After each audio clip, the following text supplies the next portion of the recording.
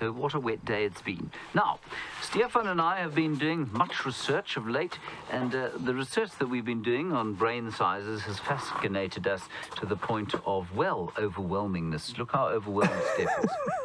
Good. And what we discovered is that although human being brain size has probably been driven by sociality, much as it has for the other apes, birds, on the other hand, have a very different situation. Now, this is very interesting. Birds which form monogamous pairs and do not interact with the rest of their species. So, for example, let's take the Wahlberg's eagle. The Wahlberg's eagle, we know, forms a monogamous pair and doesn't live in a flock. So some birds will live in groups but still have a monogamous pair. I think the red-billed buffalo weaver would be a good example of that. But the Wahlberg's eagle doesn't do that, and nor do many crows. So they do form temporary flocks sometimes, but largely they just live on their own in their monogamous pair. And they have a bigger brain than the other birds that do live in flocks.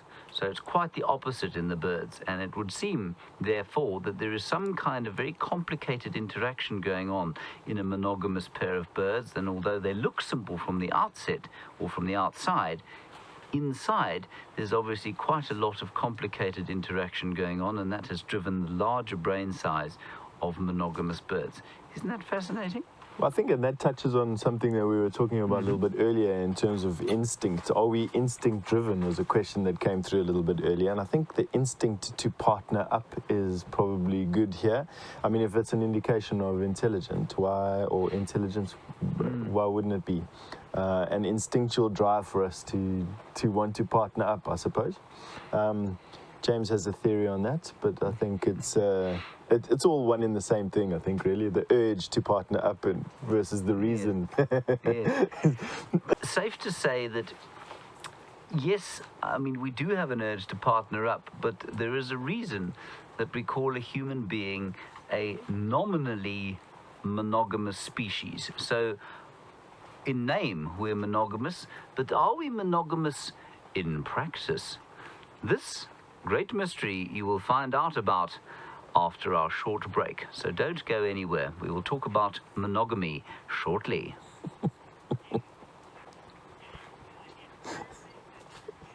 Right, for those of you on the internet, of course, that's just the... that's our little practice, and thank you for bearing with us during those practices. Let's continue this discussion. What I mean by that, okay, if we look at the chimpanzees and the gorillas are not monogamous. They live in a harem situation where there's an enormous male with very small testicles.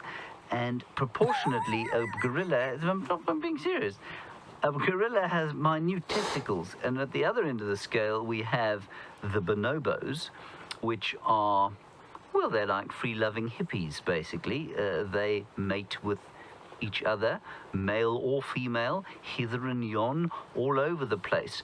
And they have got enormous testicles, much larger than ours, for example. And we sit somewhere in between. So you have a situation where you have gorillas who live in a very strict harem society where there's only one male who mates with the females, and he completely dominates that right. No other male will be tolerated. Then you go across to the other end of the spectrum with the bonobos, where there is absolutely no pair bonding at all. It's everybody loving everybody else all the time. And you can predict a primate's sociality by the size of their testicles. Ours are somewhere in between there, which tells me that I'm being serious, which tells me, or tells us, not just me, that we are nominally monogamous, but that shenanigans do occur. Now, we know, of course, that shenanigans, humans are prone to shenanigans, both male and female. We are prone to shenanigans. And so the amount of shenanigans in a species can be accurately predicted by the volume of their testicles. And that is all I have to say on the matter. I don't know what's wrong with Steph. This is biology. It's not supposed to be an amusing subject. Let's head across to Byron, shenanigans around, find out what's going on at Chitwa Dam. I'm going to pour a glass of cold water over Steph's head.